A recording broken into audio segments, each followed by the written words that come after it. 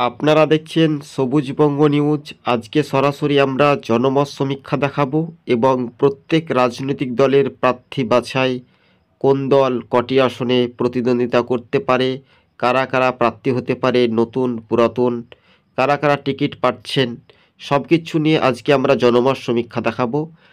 পশ্চিমবঙ্গের 42টি লোকসভা কেন্দ্রে মানুষ শান্তি, অবাধ, সুষ্ঠু পরিবেশে বাংলাতে ভোট দিতে চায়, কিন্তু শাসক দল যেভাবে অপ্রীতিকর ঘটনা ঘটাচ্ছে সেটাই বিরোধী রাজনৈতিক দলগুলো বলছে ভোট কি করে হবে। ভোট বাস্তবে শান্তি, অবাধ, সুষ্ঠু পরিবেশে নাও হতে পারে। তাহলে জাতীয় নির্বাচন কমিশন তারা প্রতিনিধিত্ব হিসেবে বাংলাতে আসবেন এবং সেটা তারা খতিয়ে দেখবেন। শাসক দল তৃণমূল তারা পিছিয়ে থাকার সম্ভাবনা বেশি। তারা 12টি লোকসভা আসন তারা হাতছাড়া হতে পারে 22টির মধ্যে। অন্যদিকে কংগ্রেস তারা ভালো ফলাফল করতে পারে মালদা, মুর্শিদাবাদ, উত্তর দিনাজপুর সংখ্যালঘু জেলাতে। এবার দেখা যাচ্ছে যে বিজেপি এবং বামেরা কতটা উজ্জীবিত হতে পারে। বামেরাও কিন্তু ভোটের শতাংশটা ভালো করতে পারবে তৃণমূলের কাছ থেকে কেড়ে নিয়ে।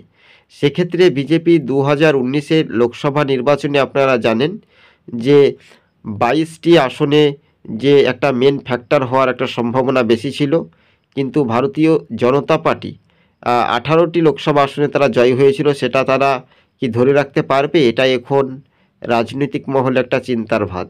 তবে বামেরা যেভাবে তাদের সংগঠন ধীরে ধীরে মজবুত বা ধীরে ধীরে গতিশীল, সেটা কি আসন পাবে আদতেও লোকসভায়? বামেরা কি আসন পাবে, না আবার সেই ফাঁকা হাতে ফিরতে হবে? এটাই এখন সোশ্যাল মিডিয়াতে ঘুরপাক খাটছে। তবে ভিডিও ফুটেজটি যদি ভালো লেগে থাকে প্রথম থেকে শেষ পর্যন্ত দেখবেন, অবশ্যই সাবস্ক্রাইব করে সঙ্গে থাকবেন পুরো বিষয়টি। এদিকে নরেন্দ্র মোদী, অর্থাৎ যদি আমরা দেখি দিল্লির মসনদ নিয়েও কিন্তু শাসক বিরোধী রাজনৈতিক দলগুলো চর্চা। অন্যদিকে আইএসএফ সংখ্যালঘু ভোটারদের মধ্যে ডায়মন্ড হারবারে তারা মেন ফ্যাক্টর হতে পারে। স্বাভাবিকভাবে শাসক বিরোধী রাজনৈতিক দলগুলো অস্বীকার করার সমস্যা সমাধান নেই, কিন্তু ব্যাপক অংশে মানুষজন শাসকের বিরুদ্ধে কিন্তু তীব্র সমালোচনা করছে। শাসক দল অভিষেক ব্যানার্জি তিনি বলেছিলেন যে ভোটের সময় 5 টাকা লিটার তেল কমাবে সাগরদিঘির উপনির্বাচনে জয়ী হলে। কিন্তু এবার চলে আসবো বিজেপির কারা কারা প্রার্থী হওয়ার সম্ভাবনা বেশি, অর্থাৎ নতুন প্রার্থী সৌমিত্র খা প্রার্থী হওয়ার সম্ভাবনা বেশি। আপনারা জানেন যে শুভেন্দু অধিকারী, এমনটাই সূত্রের খবর। এবং সরাসরি যে রাজনৈতিক সমীকরণ সেটা কিন্তু শাসক বিরোধী। অন্যদিকে অধীর চৌধুরী তৃণমূল নেত্রীকে তীব্র কটাক্ষ সমালোচনা করেছেন এবং অমিত শাহর সঙ্গে যে বৈঠক হয়েছে শুভেন্দু অধিকারী, সেটা দেখার বিষয়। অনুপম হাজরা তিনি যাদবপুর থেকে টিকিট পাচ্ছেন না বিজেপি, এমনটাই সূত্রের খবর। মোহাম্মদ সেলিম তিনি জানিয়েছেন যে তৃণমূলকে ভোটে হারাতেই যত রকমের সহযোগিতা লাগবে। সজল ঘোষ বিজেপির প্রার্থী হওয়ার সম্ভাবনা বেশি, অর্থাৎ বিজেপির 10 থেকে 12 জন প্রার্থী নতুন, একেবারে নতুন মুখ, এমনটাই খবরের ইঙ্গিত। তবে মীনাক্ষী মুখার্জি, রাহুল গান্ধী, নরেন্দ্র মোদী ও মমতা, তাহলে যে রাজনৈতিক সমীকরণ সেটা কিন্তু দেখার একটা বিষয় রয়েছে।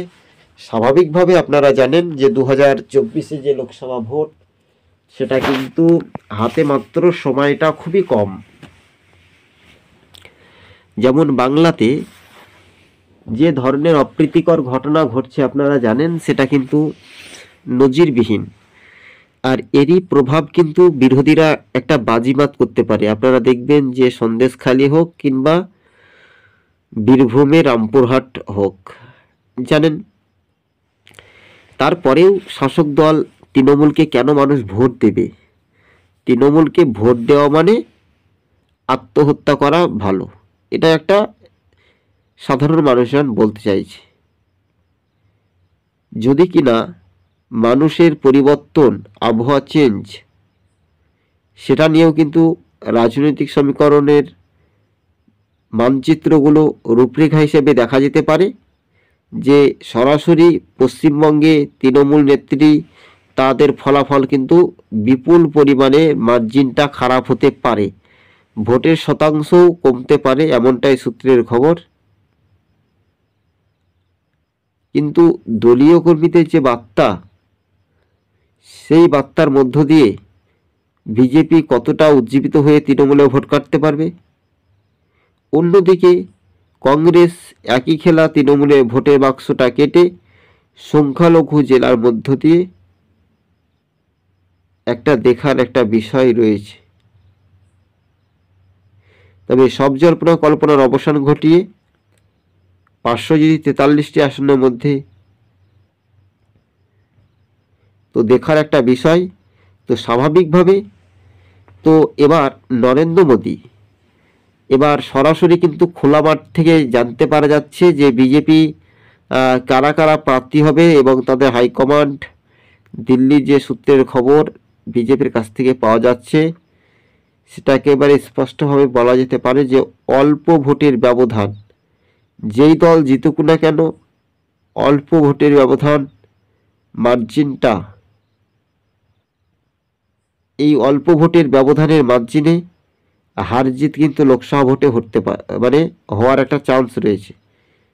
কি প্রভাব পড়ার সম্ভাবনা বেশি? তাহলে দেখা যেতে পারে রাজ্যের আইন শৃঙ্খলা পরিস্থিতি নিয়ে নন্দীগ্রাম, সিঙ্গুর, শালবনী, মেদিনীপুর, 2 চব্বিশ পরগনা, মুর্শিদাবাদ, হাওড়া, হুগলি, মালদা, উত্তর দিনাজপুর, বালুরঘাট, তো এই সব বিষয়গুলো দেখার একটা বিষয়, আকর্ষণীয় মনোভাব। কিন্তু বিজেপির প্রার্থী বেশ 10 থেকে 12 জন নতুন হতে পারে, এবং সিপিআইএমেরও একই খেলা, 10 থেকে 15 জনের বেশি হওয়ার সম্ভাবনা বেশি। অন্যদিকে যদি আমরা দেখি তাহলে কংগ্রেস অর্থাৎ রাহুল গান্ধী পশ্চিমবঙ্গে কটি আসনে প্রার্থী দেবে, এটাও নিয়ে একটা চিন্তিত রয়েছে। তবে এমনটাই সূত্রের খবর, 2024 যে লোকসভা ভোট, সেটা খুব গুরুত্বপূর্ণ, সেটাই এখন দেখার একটা বিষয়। যখন মানুষজন ভোট দিতে পারে না, তখন কিন্তু গণতন্ত্রের জয় হওয়ার সম্ভাবনা বেশি, এমনটাই তাৎপর্যপূর্ণভাবে মনে করা হতে পারে। তবে বুথ ফেরত সমীক্ষার ইঙ্গিতে বলছে রাহুল গান্ধী বনাম নরেন্দ্র মোদী। তাহলে 2024 যে লোকসভা ভোট প্রচার যখন তুঙ্গে প্রত্যেক রাজনৈতিক দলগুলো, তখন একেবারে স্পষ্ট হওয়ার সম্ভাবনা বেশি, কেননা রাজনৈতিক সমীকরণের মানচিত্রগুলো একটু ধারণা বা একটু আলাদা হতে পারে। তাই এবার শাসক বিরোধী যে ক্ষেত্রফল বা ফলাফলের আপডেট,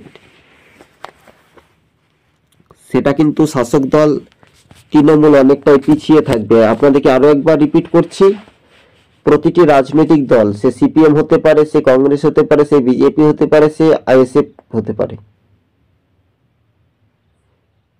এই মুহূর্তে যে সমীকরণ, সেটা কিন্তু খুবই গুরুত্বপূর্ণ বিষয়।